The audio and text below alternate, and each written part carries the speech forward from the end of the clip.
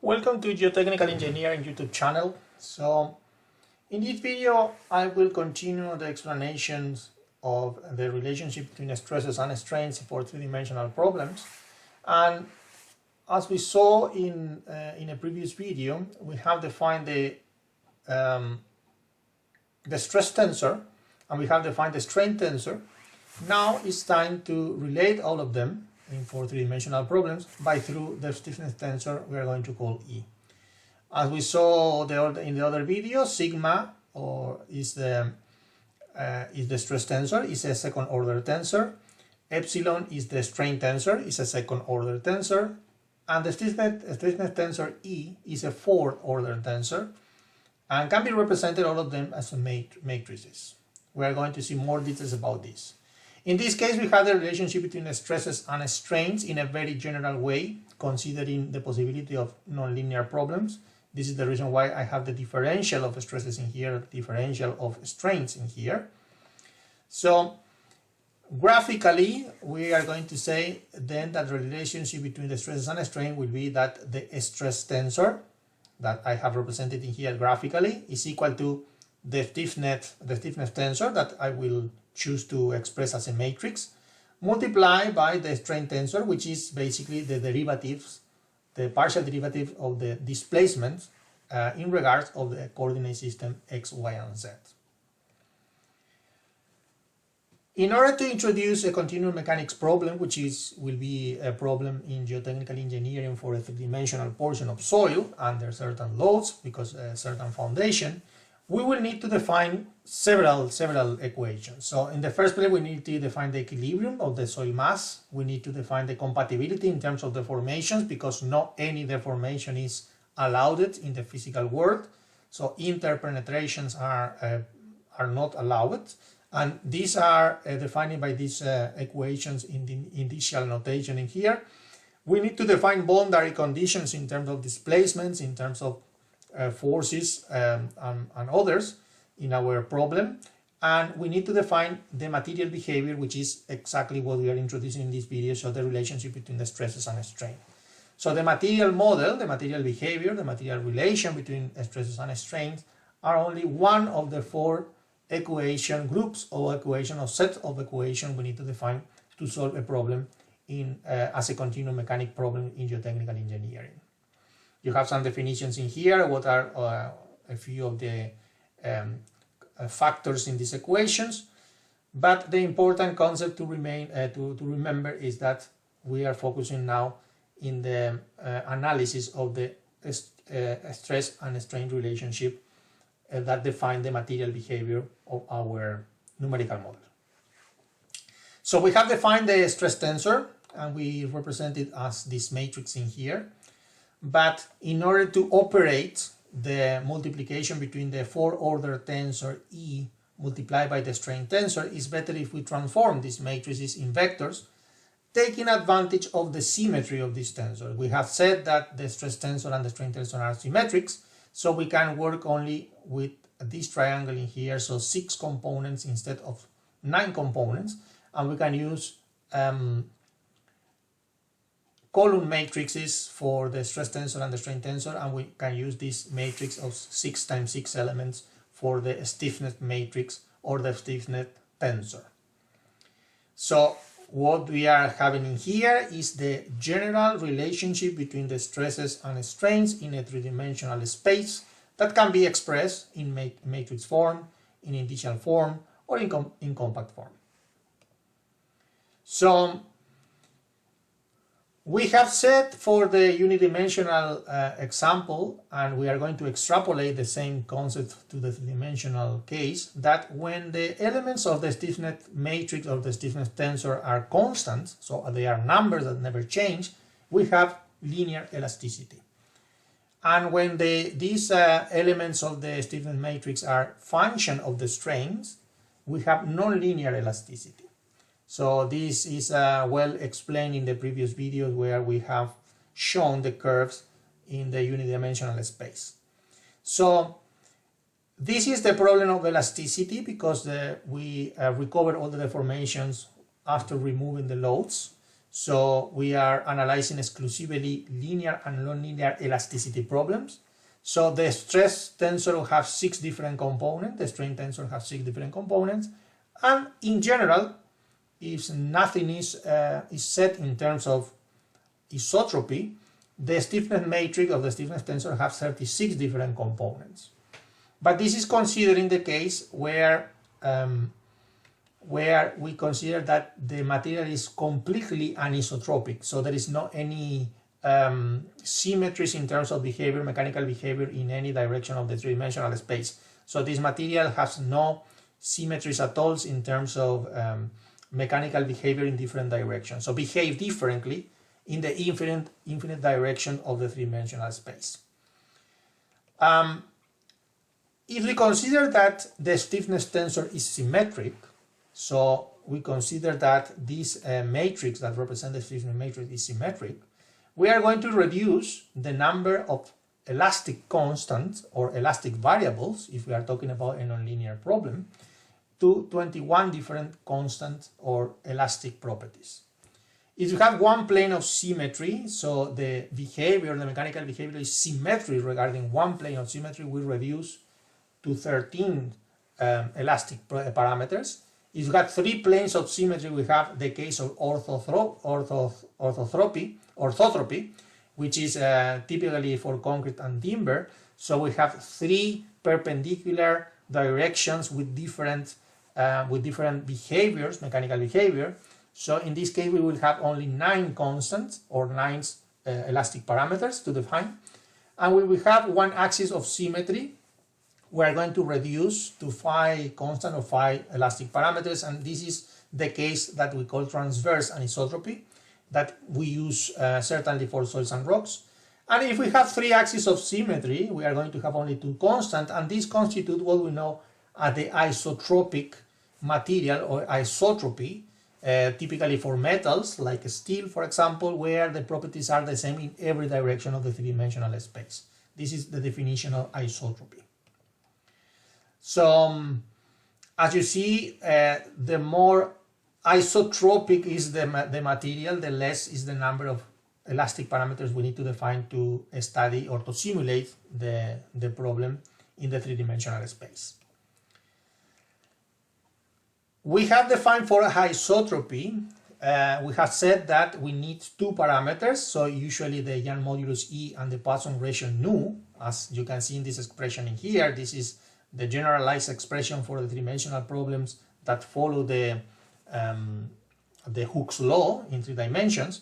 But there are other pairs of elastic parameters that can be used. For example, the Lamé constants, lambda and mu, that define the problem in the same way, but they have different meanings, different physical meaning. So there are cases where we are interested in studying the problems of confined soil. So it's better to define, for example, a modules of confined modules called EM, that is defined for deformations or strains in the horizontal direction x and y equal to 0. So the equivalency to in regards of the Young modulus and mu and the Poisson ratio is this. So this is another module we can use. If you remember elasticity from other years of study, you will see that sometimes instead of using only the Young modulus and the Poisson ratio, you can use G as well. G is the shear modulus, but G is in function of the Young modulus and the Poisson ratio. So you still have only 2 independent elastic parameters, and actually you can demonstrate that G is equal to mu, one of the Lamé constants we have defined it before. So they have different meanings, but they in this case mu and G have the same meaning and the same value, and have the corresponding equivalence with the Young modulus and Poisson ratio. So the thing is, you need to use only a pair of elastic parameters to define the problem of elasticity for isotropic materials. So the other thing we can mention in here that we have defined as well in the previous video, the volumetric deformation, which is the first invariant of the strain tensor. And this volumetric deformation can be defined as the relationship between the octaedric effective stress and this module that is called compressibility modulus or bulk modulus in some cases. So you have the relationship between volumetric deformation, octaedric stresses, and the bulk modulus in here, as is expressed in this red expression, just to evaluate the change in volume independently of the change of shape. And you can have as well the relationship between the deviatoric stress tensor and this parameter G or this parameter mu that multiply that the strain tensor, the deviatoric strain tensor in this case.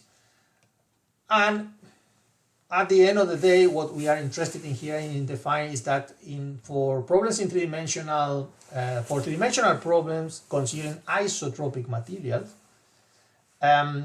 you have the couple the volumetric deformation and the deviatoric deformation, basically. So the the pure spherical state of stresses result only in volume changes. So if you apply an spheric stress tensor to your soil through this effective octaedral stress tensor, which is spherical, you will produce only volumetric deformations, and it's going to be related with this bulk modulus in here.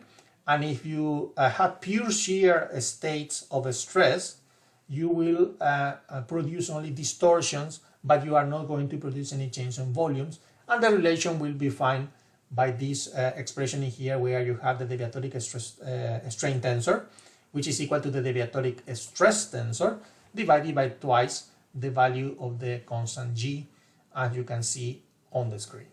So the important concept in here to remember is that you have, for isotropic materials in three-dimensional problems, a decoupling between the spherical effects that change volume and the deviatoric effect that change the shape of the portion of soil you are analyzing. Finally, remember that historically, and because we use the triaxial test to test our soils, we can define as well the Cambridge, or we can use the Cambridge representation for analyzing the stress and strain relationship, and these are the expressions if you are using Cambridge representation. And just remember that in this case the main stress and the main strain have definition, and the deviatoric strain and deviatoric stresses have definitions as well, in terms usually of the principal stresses, because these principal stresses are the direction we use in the lab. So in here you have, for example, the triaxial test, and you have examples of the definition of the mean stress and the deviatoric stress in terms of the principal stresses, and some description of different stages in a sample, in a test in the lab, just to see the Cambridge representation as an example. So if we have an isotropic material, so we have the three-dimensional linear elastic isotropic material model defined, and on the screen you can see that this is the stress tensor that will be calculated in terms of the strain tensor by making this matrix multiplication by the stiffness matrix. So this is the way that the stiffness matrix look like if you use the Young modulus and the Poisson ratio. So basically we need to distinguish in here between this E bold, which is the stiffness tensor, and this E, which is the Young modulus. So, and we need to remember that the stress is going to be the stress tensor, a second order tensor. The stiffness matrix will be a fourth order tensor represented by this matrix, and this is the strain tensor that has as the stress tensor 6 components. And as you see, for this case, the linear elastic isotropic material model, we only need a couple of elastic parameters. In this particular case, the Young modulus and the Poisson ratio. But you can use, of course, any other pair of elastic parameters that are well defined in the literature. In the same way, you can calculate stresses in function of a strain. You can calculate strains in function of stresses. This is the expression of the compliance tensor that we represent in compact form as C. So this is the inverse of the stiffness matrix or the stiffness tensor. And the elements are declaring here for you to know. So just remember it's the same thing as before. So we have a second order tensor for the strain tensor, just considering the symmetry with its components, the same for the stress tensor, and we have a symmetric and isotropic actually compliance tensor in this particular example. And to end the presentation, we're going to mention that you can have cases of plane stress and plane strain. So in those cases, you reduce the number of components of your stress tensor and strain tensors, and the stiffness matrix, of course, change because they are reduced in the number of elements. So you have only matrices of 3 times 3 instead of 6 times 6. So the problems are considerably reduced in terms of factors and elements in your tensors because the consideration of the problem in 2 dimensions considering the plane stress or plane strain. So to end the presentation is just a resume of what we have covered in this video. So elasticity in summary, all the deformation are fully recoverable. We have uncoupled the deviatoric and volumetric components, and we have not defined yet the failure in this numerical model. So, and remember that none of these properties are actually true if you are, especially if you are talking about soils, because the soils are naturally non-linear, and more than non-linear, they are plastic materials. But this is the first and most and the simplest let's say material model you can use, and it's good to understand in every single detail in which way this is implemented in a software like, for example, ANSYS Workbench, the one we are using in our applications.